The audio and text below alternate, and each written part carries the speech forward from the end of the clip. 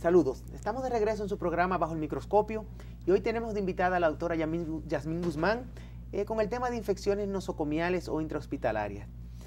Pues bien, doctora Guzmán, estamos hablando sobre los diferentes riesgos que se corren cuando hay un riesgo o la infección es dentro del hospital. Pero para que podamos entender, si ya existe el caso de que hay un paciente que está infectado dentro del hospital, ¿cuál podría ser el procedimiento o el manejo que tenemos que tener con este paciente para evitar que esta infección pues, pueda expandirse o ir a otros lugares dentro del mismo hospital, sobre todo con el riesgo que usted ya nos explicó de la resistencia que pueden haber de antimicrobianos o antibióticos hacia otros pacientes? Bueno, realmente sí hay medidas generales, hay medidas mundiales donde realmente se habla de lo que hay que hacer cuando tenemos un paciente con una infección una infección nosocomial. Realmente hay bacterias específicas como los estafilococos meticilinos resistentes donde se hace una serie de pruebas para ver si el paciente hay que aislarlo o no, porque hay que tener cuidado de que este microorganismo no sea pasado o el paciente no sea, otro paciente no sea infectado por este mismo microorganismo. Ahora, una medida importante, el lavado de las manos. El lavado de las manos o el uso de gel alcoholado, un gel alcoholado que tenga la cantidad de alcohol necesario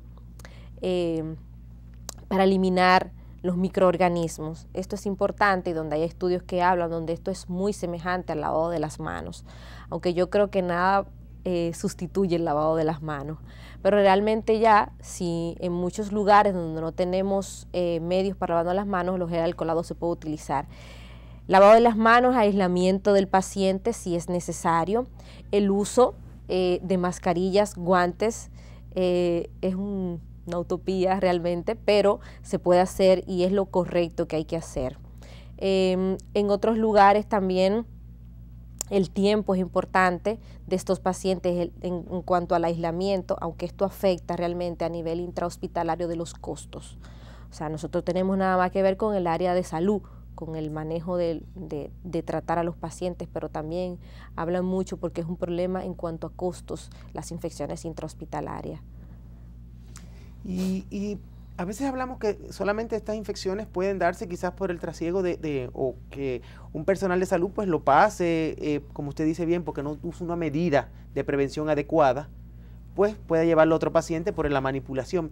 Pero se puede dar el caso también de que los mismos familiares deban de tener algún tipo de cuidado para evitar llevar infecciones quizás desde que estamos visitando a nuestro paciente que está infectado y vamos a la cafetería, vamos aquí, nos sentamos en la sala de espera y quizás podamos estar diseminando esa infección. Claro que sí, realmente los familiares hay que tener mucho cuidado cuando los familiares van a visitar los pacientes, porque probablemente un paciente, por ejemplo, un paciente trasplantado, que lo visite un familiar que tenga un proceso en periodo de incubación, o sea, que le esté iniciando un proceso respiratorio, un proceso viral, pues cuando llega, ese paciente puede poner en riesgo el paciente trasplantado, por poner un ejemplo. ¿Por qué? Porque el paciente trasplantado es un paciente inmunosuprimido por el hecho del uso de sustancias, de medicamentos que lo inmunosuprimen. Ahora que tú hablas de los familiares, es importante hablar de que no solamente las personas se pueden infectar a través del cruce, por eso se llama infección cruzada del personal de salud, porque yo siempre he dicho, yo les digo en el hospital, los bichos no brincan, los microorganismos se pasan, entonces hay que tener mucho cuidado, pero no solo esto, también los pacientes pueden ser colonizadores de gérmenes y desde aquí, a través de esto, pueden ellos mismos causarles infecciones a los propios pacientes. Igual también que hay infecciones por mecanismos ambientales, el agua, si en los lugares donde a nivel intrahospitalario hay plantas, flores, si hay lugares cercanos donde están construyendo, que es muy frecuente que entonces a través de aquí haya aspergillus.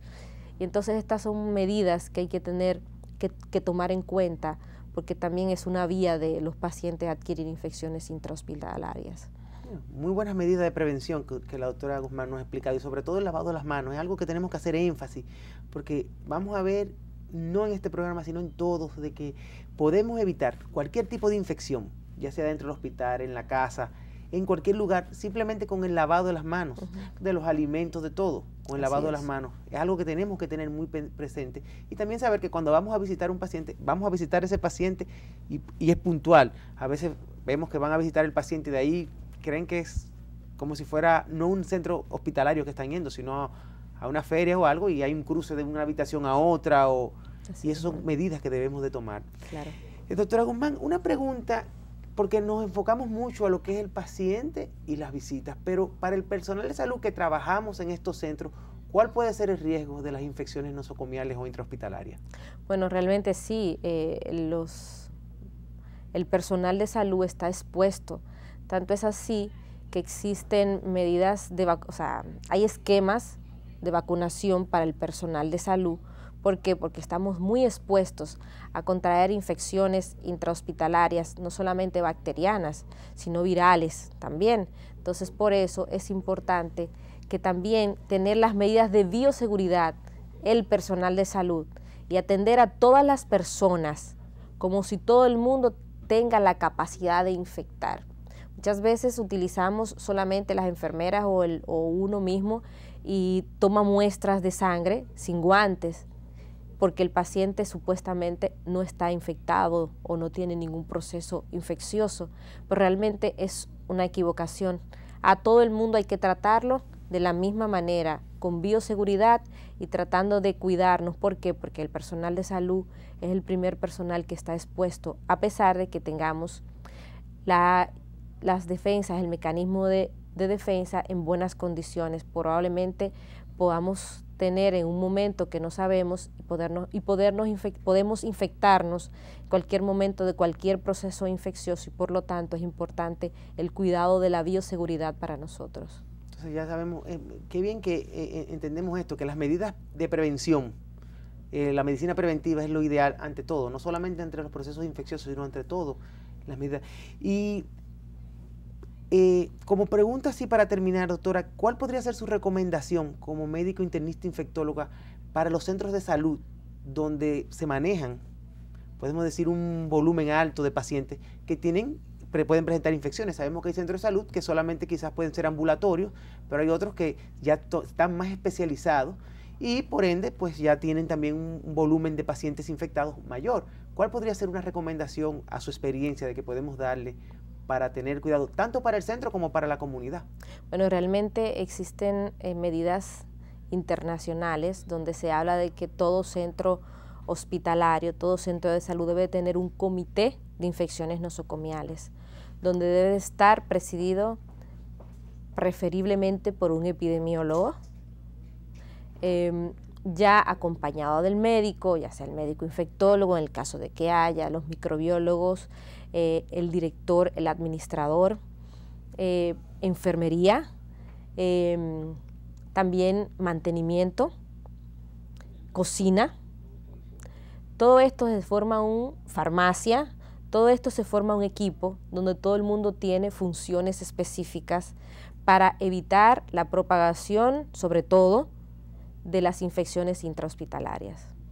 Bueno, doctora Guzmán, muchísimas gracias por su brillante exposición y esperamos que este programa de infecciones nosocomiales o intrahospitalarias haya podido traer un poco de claridad cuando estamos tratando de entender cuáles son los riesgos que esto puede llevar. Gracias a todos y volvemos en breve en su programa Bajo el Microscopio con nuestra sección La Respuesta.